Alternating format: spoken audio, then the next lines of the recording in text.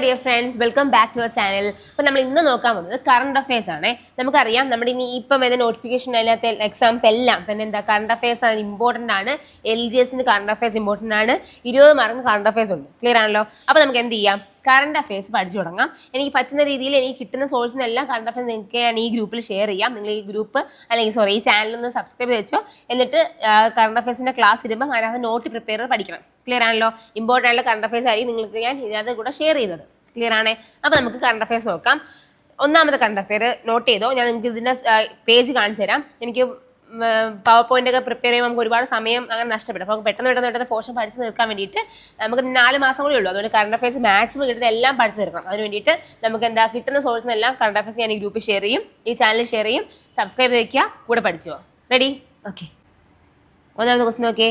Indian മണ്ണിൽ നിന്നുള്ള ഏറ്റവും വലിയ വിക്ഷേപണം എന്ന നിലയിൽ ചരിത്രം കുറിച്ച് GSAT-7R വിക്ഷേപിച്ചത് എന്ന്? ഇന്ത്യൻ മണ്ണിൽ നിന്നുള്ള ഏറ്റവും വലിയ വിക്ഷേപണം എന്ന നിലയിൽ ചരിത്രം കുറിച്ചു. ഏറ്റവും വലിയ വിക്ഷേപണം എന്ന നിലയിൽ ചരിത്രം കുറിച്ച GSAT-7R വിക്ഷേപിച്ചത് എന്ന് ചോദിച്ചു കഴിഞ്ഞാൽ ഉത്തരം എന്താണെന്ന് അറിയാവോ? നവംബർ 2-ാം തീയതി 2025 നവംബർ 2-ാം തീയതിയാണ്. ഓക്കെ. GSAT-7R ഇങ്ങനെ എഴുതുന്നത് കണ്ടല്ലോ.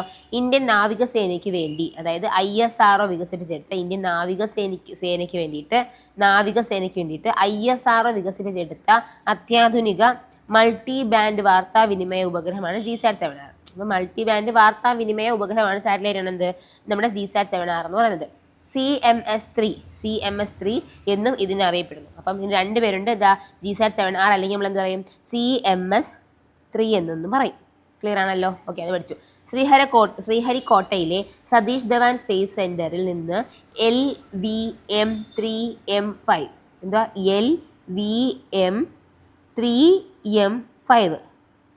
LVM-3M5 വിക്ഷേപണ വാഹനം ഉപയോഗിച്ചാണ് 4410 കിലോഗ്രാം ഭാരമുള്ള ഈ ഉപഗ്രഹം വിക്ഷേപിച്ചത്. അപ്പോൾ നോക്കിയേ, LVM-3M5 അതാണ് അതിൻ്റെ വാഹനം. ഓക്കെ, അതിൻ്റെ വെയിറ്റ് കണ്ടോ? 4410 കിലോഗ്രാം ആണ് ഈ ഉപഗ്രഹത്തിൻ്റെ വെയിറ്റ്. ക്ലിയർ ആണേ? ഇനി അടുത്ത് നോക്കിയേ. ഇന്ത്യൻ മഹാസമുദ്ര മേഖലയിലുടനീളമുള്ള നാവികസേനയുടെ കപ്പലുകൾ, അന്തർവാഹിനികൾ, വിമാനങ്ങൾ, കര അധിഷ്ഠിത കമാൻഡ് സെന്ററുകൾ തുടങ്ങിയവ തമ്മിൽ സുരക്ഷിതവും തടസ്സമില്ലാത്തതുമായ ശബ്ദ, ഡാറ്റ, വീഡിയോ ലിങ്കുകൾ നൽകാൻ ഇതിലൂടെ കഴിയും. അപ്പോൾ അവിടുത്തെ വാർത്താവിനിമയല്ലേ? അപ്പോൾ എന്താ? ഇന്ത്യൻ മഹാസമുദ്ര മേഖലയിലുടനീളമുള്ള നാവികസേനയുടെ കപ്പലുകൾ.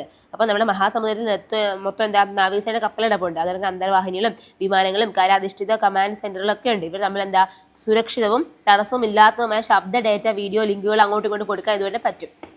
ഓക്കെ. അടുത്ത നോക്കെ.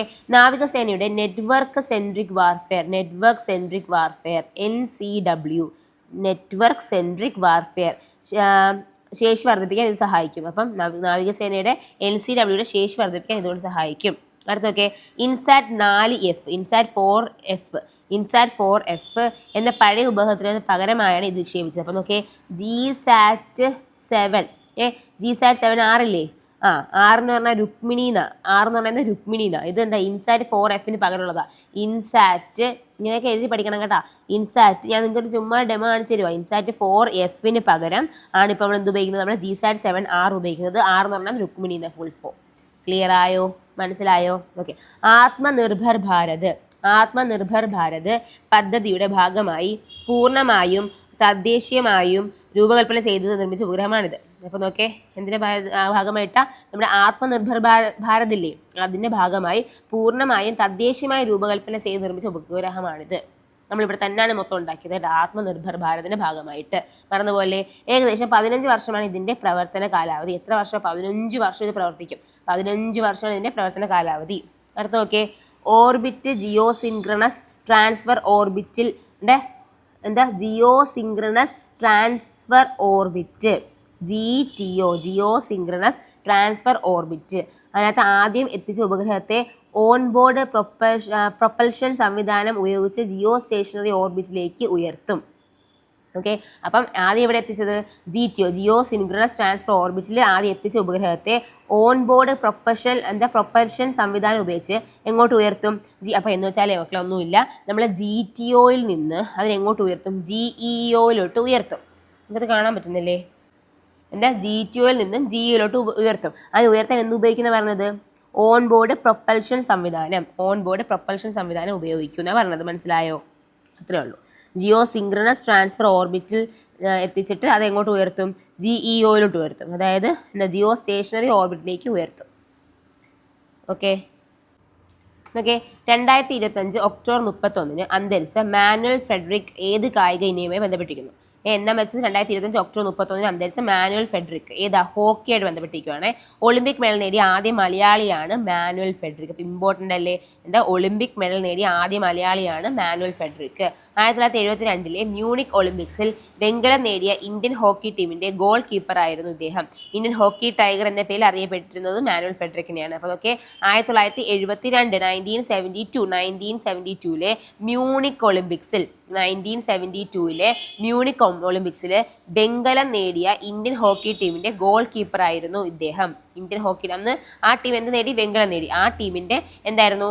ഗോൾ കീപ്പറായിരുന്നു ഇദ്ദേഹം. മനസ്സിലായോ? ആരാ? നമ്മുടെ മാനുവൽ ഫ്രെഡറിക് കണ്ടോ? മാനുവൽ ഫ്രെഡറിക്. ഓക്കെ ഇന്ന് ഹോക്കി ടൈഗർ എന്ന പേര് അറിയപ്പെടുന്ന മാനുവൽ ഫ്രെഡറിക് ആണ്. ഇന്ത്യൻ ഹോക്കി ടൈഗർ എന്നറിയപ്പെടുന്നത് മാനുവൽ ഫ്രെഡറിക്കിനെയാണ്. 1947 ഒക്ടോബർ 20 കണ്ണൂരിലെ ബർണശ്ശേരിയിലാണ് മാനുവൽ ഫ്രെഡറിക് ജനിച്ചത്. എവിടെ ജനിച്ചത്? കണ്ണൂരിലെ ബർണശ്ശേരി. അപ്പോൾ അത്ര ഇമ്പോർട്ടൻസ് ഒന്നുമില്ല, നോക്കി വെച്ചാൽ മതി.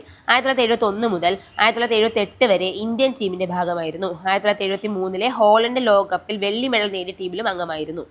ഓക്കെ കായിക രംഗത്തെ സമഗ്ര സംഭാവനകൾ പരിഗണിച്ച് 2019 ധ്യാൻചന്ദ് അവാർഡ് നൽകി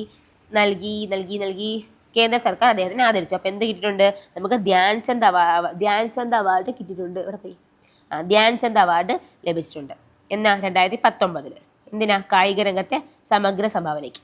ഓക്കെ അടുത്ത് വരട്ടെ.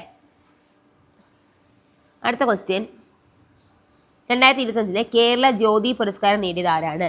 2025 കേരള ജ്യോതി പുരസ്കാരം നേടിയത് ആരാണ്?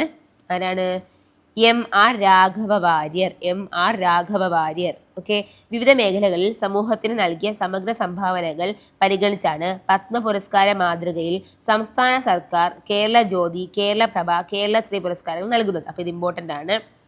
വിവിധ മേഖലകളിൽ സമൂഹത്തിന് നൽകിയ സമഗ്ര സംഭാവനകൾ പരിഗണിച്ചാണ് പത്മ പുരസ്കാരങ്ങളുണ്ടല്ലോ ആ മാതൃകയിൽ നമ്മുടെ കേരള സംസ്ഥാന സർക്കാർ എന്ത് ചെയ്തിട്ടുണ്ട്? കേരള ജ്യോതി, കേരള പ്രഭ, കേരളശ്രീ പുരസ്കാരങ്ങൾ നൽകുന്നുണ്ട്. ഇതൊക്കെ കേരള ജ്യോതി, കേരള പ്രഭ, കേരളശ്രീ. വിദ്യാഭ്യാസ മേഖലയിലെ സംഭാവനകൾ കണക്കിലെടുത്താണ് ഡോക്ടർ MR രാഘവ വാര്യർക്ക് കേരള ജ്യോതി പുരസ്കാരം നൽകി ആദരിച്ചത്. കേരള ജ്യോതി പുരസ്കാരമാണ് കിട്ടിയത് ആർക്കാ? MR രാഘവ വാര്യർ. കാർഷിക മേഖലയിലെ സംഭാവനകൾക്ക് PB അനീഷിനും കലാരംഗത്തെ സംഭാവനകൾക്ക് രാജശ്രീ വാര്യർക്കും കേരള പ്രഭ പുരസ്കാരം ലഭിച്ചിട്ടുണ്ട്. അത് വേണ്ട. ഓക്കെ അപ്പോൾ ഇത് മനസ്സിലായല്ലോ. അപ്പം നമ്മളുടെ കേരളത്തിൽ എന്ത് കൊടുക്കുന്നുണ്ട്? സംസ്ഥാന സർക്കാരാണ് കേരള ജ്യോതി, കേരള പ്രഭ, കേരളശ്രീ പുരസ്കാരം പത്മ പുരസ്കാരം കൊടുക്കുന്നതിന്റെ മാതൃകയിലൂടെ കൊടുക്കുന്നത്. അത് നമ്മൾ MR രാഘവ വാര്യർക്കാണ് നമ്മുടെ കേരള ജ്യോതി കിട്ടിയത്. എന്നാ കിട്ടിയത്? എപ്പോൾ? 2025 കേരള ജ്യോതി പുരസ്കാരം കിട്ടിയത്. മനസ്സിലായോ? ഓക്കെ അടുത്ത് നോക്കിയേ. കേരളശ്രീ പുരസ്കാരം ലഭിച്ചവർ ആരൊക്കെയാന്ന് നോക്കിയേ. കേരളശ്രീ പുരസ്കാരം ലഭിച്ചവരുടെ പേരുകളാണ് ശശികുമാർ, ഷഹൽ ഹസൻ മുസലിയാർ, MK വിമൽ ഗോവിന്ദ്, അഭിലാഷ് ടോമി, ജിനുമോൾ മാരിയറ്റ് തോമസ്. കേരള ജ്യോതി പുരസ്കാരം ഒരാൾക്കും കേരള പ്രഭ 2 പേർക്കും കേരളശ്രീ 5 പേർക്കും എന്ന ക്രമത്തിലാണ് ഓരോ വർഷം നൽകുന്നത്. അപ്പോൾ കേരള ജ്യോതി പുരസ്കാരം ഒരാൾക്ക്, ആ ഒരാളാണ് നമ്മൾ പഠിച്ച ആൾ. മനസ്സിലായല്ലോ? കേരള ജ്യോതി പുരസ്കാരം കൊടുക്കുന്നവർക്ക് ഒരാൾക്ക്, അദ്ദേഹമാണ് MR രാഘവ വാര്യർ. ഓക്കെ കേരള പ്രഭ 2 പേർക്ക് കൊടുക്കും, കേരളശ്രീ 5 പേർക്ക് കൊടുക്കും. 1 2 3 4 5 കേരളശ്രീ. അപ്പോൾ അതൊന്ന് പഠിച്ചു വയ്ക്കുക. എത്ര നമ്പരാ? 2 പേർക്കാണ് കേരള പ്രഭ കൊടുക്കുന്നത്, 5 പേർക്കാണ് കേരളശ്രീ കൊടുക്കുന്നത്. ഓക്കെ പിന്നെ 2024 കേരള പുരസ്കാരങ്ങൾ നമുക്ക് അത് വേണ്ട, പോട്ടെ. അടുത്ത് നോക്കിയേ. 2025 ഏകദിന ക്രിക്കറ്റ് ലോകകപ്പിൽ കിരീടം നേടിയത് ആര്? 2025 വനിതാ ഏകദിന ക്രിക്കറ്റ് ലോകകപ്പിൽ കിരീടം നേടിയത് ആര്? ഇന്ത്യ. ഓക്കെ നവി മുംബൈയിലെ DY പാട്ടീൽ സ്റ്റേഡിയത്തിൽ നടന്ന ഫൈനലിൽ ദക്ഷിണാഫ്രിക്കയെ 52 റൺസിന് കീഴടക്കിയാണ് ഹർമൻപ്രീത് കൗർ നയിച്ച ഇന്ത്യ 2025 വനിതാ ഏകദിന ക്രിക്കറ്റ് ലോകകപ്പ് ജേതാക്കളായത്. ഇമ്പോർട്ടൻ്റ് ആണ്, പഠിച്ചു വെക്കണേ. നോക്കേ നവി മുംബൈയിലെ DY പാട്ടീൽ സ്റ്റേഡിയം നവി മുംബൈയിലെ DY പാട്ടീൽ സ്റ്റേഡിയത്തിൽ നടന്ന ഫൈനലിൽ ദക്ഷിണാഫ്രിക്കയെ സൗത്ത് ആഫ്രിക്കയെ 52 റൺസിന് കീഴടക്കിയാണ് ഹർമൻപ്രീത് കൗർ നയിച്ച ഇന്ത്യ 2025 വനിതാ ഏകദിന ക്രിക്കറ്റ് ലോകകപ്പ് ജേതാക്കളായത്. ഇന്ത്യ ആദ്യമായാണ് വനിതാ ഏകദിന ലോകകപ്പ് കിരീടം നേടുന്നത്. Shafali Verma player of the match പുരസ്കാരവും Deepti Sharma player of the series പുരസ്കാരവും നേടി. Shafali Verma player of the match, Deepti Sharma player of the series. ഇത് മറക്കത്തില്ലല്ലോ, ഒറ്റവട്ടം വായിച്ചാൽ പോരെ. 2025 US ഓപ്പൺ വനിതാ സിംഗിൾസ് കിരീടം നേടിയത് ആര്? 2025 US ഓപ്പൺ വനിതാ സിംഗിൾസ് കിരീടം നേടിയത് ആര്? ആരാ? Arena Sabalenka. എന്തോ നേടിയത്? 2025 US ഓപ്പൺ വനിതാ സിംഗിൾസ് കിരീടം. ഫൈനലിൽ US താരം അമാൻഡ അനിസിമോവയാണ് തോൽപ്പിച്ചത്. ബെലാറൂസിന്റെ അരീന സബലേങ്ക കിരീടം ചൂടിയത്. ബെലാറൂസിന്റെ അരീന സബലേങ്ക കിരീടം ചൂടിയത്. ഓക്കെ, ഇത് അവർ US പിന്നെ താരമായ അമാൻഡയെ തോൽപ്പിച്ചിട്ടാണ് ആര് നേടിയത്? നമ്മുടെ സബലേങ്ക നേടിയത്. US ഓപ്പണിൽ തുടർച്ചയായ 2ാം തവണയാണ് സബലേങ്ക കിരീടം നേടുന്നത്. സബലേങ്കയുടെ 4ാം ഗ്രാൻഡ് സ്ലാം കിരീടമാണിത്. സബലേങ്ക. ഓക്കെ, അപ്പോൾ ഇതാണ് നമ്മൾ ഇന്ന് പഠിച്ചത്. കണ്ട, പഠിച്ച് കഴിയുമ്പോൾ നമുക്ക് ഇങ്ങനെ സന്തോഷം വേണം. നമ്മൾ മൊത്തം കുത്തി വരച്ച് ഫോളോവാക്കിയിട്ടേക്കുന്നുണ്ടോ? കണ്ട. അപ്പോൾ thank you for watching. Tata. അപ്പം ഇത്രയും ഇതിനകത്ത് നിങ്ങൾക്ക് കുറച്ച് നോട്ട് ചെയ്യാൻ പറ്റിയിട്ടുണ്ടെന്ന് വിശ്വസിക്കുന്നു. ഞാൻ ചോദിക്കുകയാണെങ്കിൽ അല്ലെങ്കിൽ ടെലിഗ്രാമിൽ മെസ്സേജ് അയക്കുകയാണെങ്കിൽ നിങ്ങൾക്ക് ഞാൻ പേഴ്സണലായിട്ട് ഇതിൻ്റെ ഒരു ഫോട്ടോ എടുത്ത് അയച്ചു തരാം. Okay, by.